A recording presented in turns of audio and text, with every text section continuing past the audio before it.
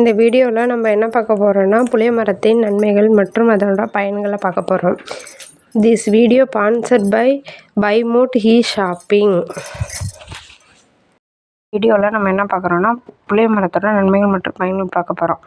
இதோட 25 மீட்டர் உயரமும் 8 அல்லது 10 மீட்டர் சுற்றளவு கொண்டிருக்கும். இதோட பக்க கிளைகள் பரவி காணப்படும். இதோட இலைகள் எளிதில் முதிர்வதில்லை அப்படின்னு சொல்கிறாங்க.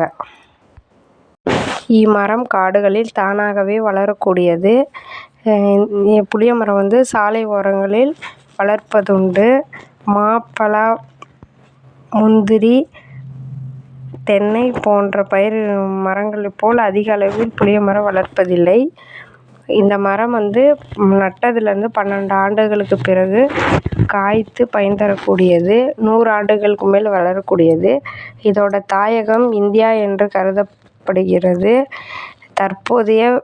தற்போதைய நிலையில் பார்த்திங்கன்னா அதிக வெப்பம் இருக்கிற இடத்துல புளிய மரம் வளர்க்கப்படுகிறது.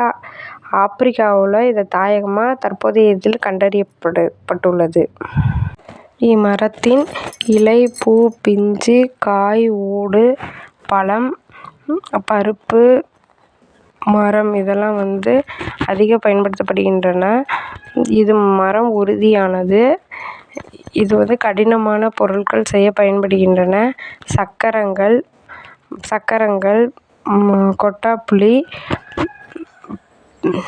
செக்கு ஊரல், கரும்பலகை இதற்கு பயன்படுத்தப்படுகின்றன. எரிபொருளாகவும் பயன்படுத்தப்படுகின்றன.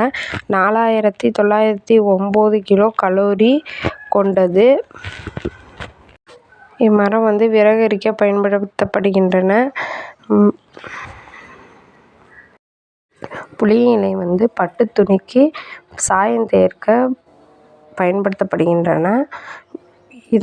புளிய இலை அவுரியுடன் சேர்த்தால் மஞ்சள் அல்லது சிவப்பு நிறம் கிடைக்கும். புளிய இலையை நல்லா வதக்கி வீக்கம் உள்ள இடத்தில் ஒத்தடம் கொடுத்தால் சூடு பொறுக்கும். சூட்டில் ஒத்தடம் கொடுத்தால் வீக்கம் குறையும். வேப்ப இலை, புளிய இலை சம அளவு எடுத்து நீரில் நன்கு காய்த்து